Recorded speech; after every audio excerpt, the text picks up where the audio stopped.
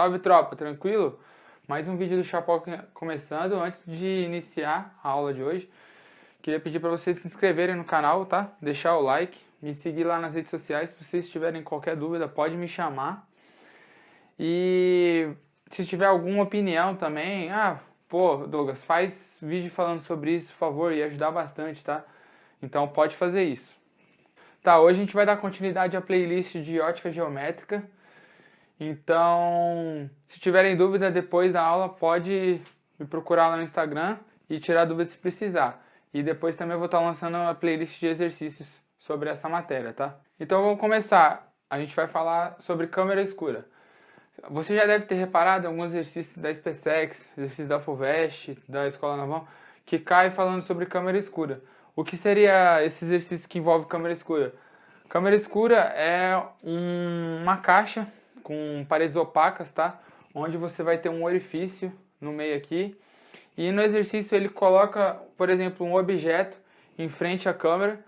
E você repara que vai formar a imagem desse objeto na parede oposta de uma forma invertida.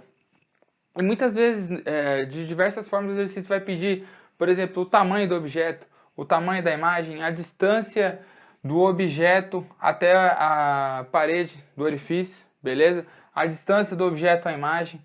Então, como que você vai calcular quando você tiver um exercício de câmera escura? Por semelhança de triângulos, certo? Então, vamos, por exemplo, aqui. Você tem a medida do objeto, você tem a distância do objeto até a parede com o orifício, certo? Que eu chamei de A. Você tem a distância entre as paredes opostas da câmera, que eu chamei de B, certo? Que também pode ser definido como a distância da imagem até o orifício. E o tamanho da imagem que se forma na parede oposta. Então, por semelhança de triângulo, você sabe que O, certo? Você sabe que O está para I, assim como A está para B. Tá ok? Você vai estar definindo assim a sua câmera escura no exercício. Outra coisa que a gente precisa falar, que cai bastante também, ângulo visual.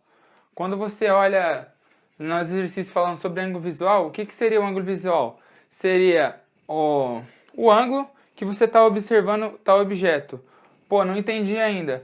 Por exemplo, você tem um objeto, ele está a uma distância x de você. Chamei a altura desse objeto de A, por exemplo, certo? Você está olhando esse objeto num ângulo de visão chamado de alfa, tá? Então, o que você repara? Por exemplo, eu vou me afastar desse objeto. Vamos dizer que eu me afastei x, então eu estou a uma distância de 2x.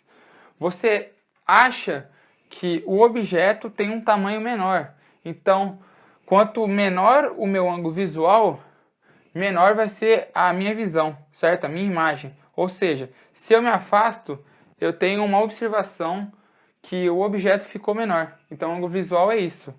Então, por exemplo, aqui, eu chamei esse ângulo de alfa, uma distância x. E quando eu me afastei, fiquei 2x do objeto, meu ângulo foi gama, certo? Então, você pode dizer que o ângulo alfa é maior que o ângulo gama, tá ok?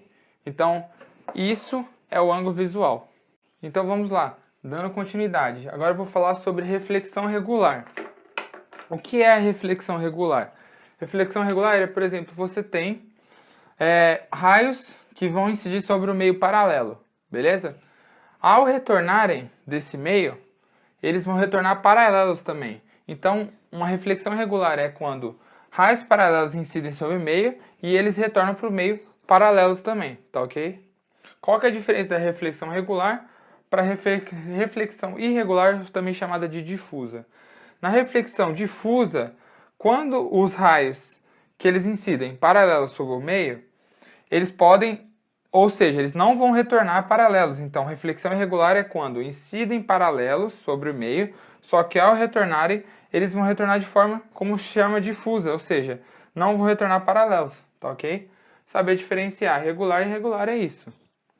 Agora, uma pergunta que você deve fazer, que é uma observação que eu estou colocando. Como enxergamos os objetos à nossa volta? A gente enxerga os objetos à nossa volta graças à reflexão irregular ou difusa, tá ok? Outra coisa, você deve ter reparado, se você já sabe essa matéria, ou já estudou, ou já viu algum exercício, de, por exemplo, ele dá um exemplo de um exercício num quarto totalmente fechado, a luz está apagada, tá? E você tem um objeto de tal cor e incide uma luz de tal cor, né? Você tem que saber que uma cor de um objeto, ela é igual à cor da radiação refletida. Como que eu posso explicar melhor isso? Por exemplo, você tem um meio, tá? A luz está apagada. E você tem um objeto amarelo. Se eu incidir uma luz amarela nesse meio, o objeto vai aparecer amarelo. Se eu colocar uma luz branca, vai aparecer o objeto amarelo também. Agora, se eu colocar uma luz vermelha, o objeto amarelo, ele só reflete o amarelo, certo? Então, se eu colocar uma luz vermelha, ele vai aparecer preto. Então, por exemplo, aqui eu coloquei uma luz monocromática azul, tá? Um objeto vermelho, e eu não tinha como representar o branco, tá? O objeto branco aqui. O que vai acontecer? O vermelho, ele só apareceria vermelho aqui se eu colocasse a luz vermelha, certo? Então, se eu coloquei azul, ele vai aparecer preto. Já o objeto branco, ele reflete todas as luzes, certo? Então, o que você tem que saber? O objeto branco, se você colocar qualquer luz ali, vermelha, verde, azul, ele vai refletir essa luz, tá? Então, aqui eu tenho o objeto vai ficar preto, que era vermelho, e o branco, com a luz azul, vai ficar azul, tá ok?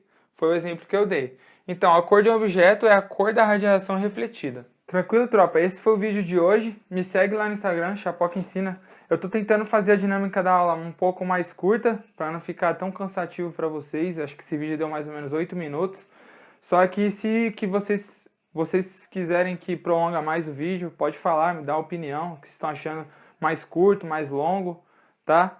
Então é isso, não esquece de se inscrever no canal e deixar o like. Então agradeço. Tamo junto, tchau!